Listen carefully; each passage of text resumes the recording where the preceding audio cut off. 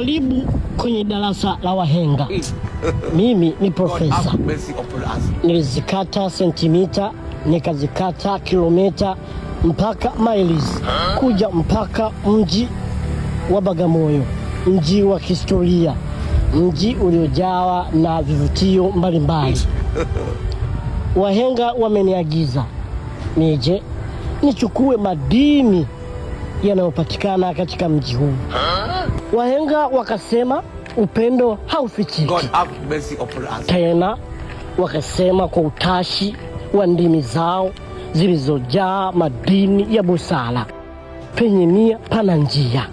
Wahenga walikaa wakatafakari kweli kweli, wakasema upendo si ajali, bali upendo ni asali.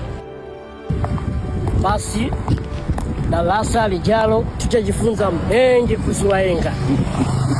Nikuache na furaha na tabasamu. Mimi ni mwalimu, profesa wa Kiswahili.